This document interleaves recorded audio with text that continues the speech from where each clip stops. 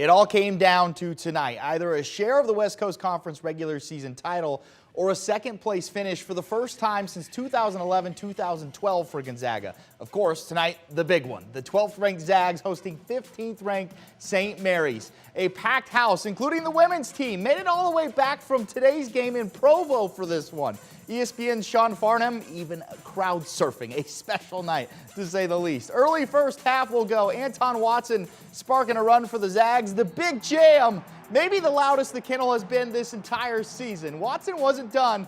He'd score 6 straight Bulldog points. A little hook shot here. The Spokane native finished with 17. Now, you can't talk about this game without talking about the defense. Forced 8 turnovers in the first half. Malachi Smith off the steal. Coast to coast, Zags led by 13 at a half. Now, St. Mary's will make a comeback in the second half, though. Logan Johnson had a huge game, 27 points, a game high, the and one bucket here. Shortly after, the Zags held Aiden Mahaney in check in the first half, would get going more in the second.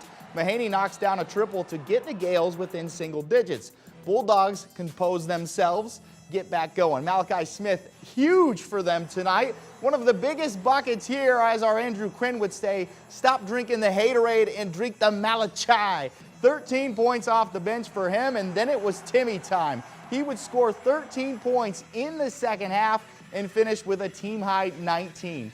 Party on Gonzaga. The Bulldogs win it 77-68 to clinch a share of the West Coast Conference regular season title. Speaking of our Andrew Quinn, he has more from the kennel. For the 16th consecutive season, the Gonzaga-Bulldogs have won at least 25 games after a 77-68 victory over St. Mary's, which clinched at least a share of the 11th straight WCC regular season title for the Zags. It may not have been Julian Strother's best night shooting from the field, as he was just 2 of 10, but Malachi Smith picked up the slack with 13 points off the bench. When I have an off night, everybody else is going to have a on night. And we can win games like that against top 15 opponents with our guys, you know, having rough nights. So, I mean, that's just huge, you know. When he has a bad night, I'll pick him up, and when I have a bad night, he's going to pick me up. Smith said it was important to win tonight to avenge the earlier loss in Moraga. I mean, I just think having that mentality, like to just want to get revenge for that loss that we feel like we let slip away. I always try to come in with the mentality of being aggressive, you know, but this one was, you know, it felt kind of personal, you know, just wanted to get it. And, you know, whatever it took, you know, whatever I was needed to do, that's what I just wanted to come in and do right away. The Zags will face Chicago State Wednesday night in the kennel for senior night before they head to Las Vegas for the WCC tournament. Tip-off on Wednesday is set for 6 p.m. in what may be your last chance to see Drew Timme play in the kennel.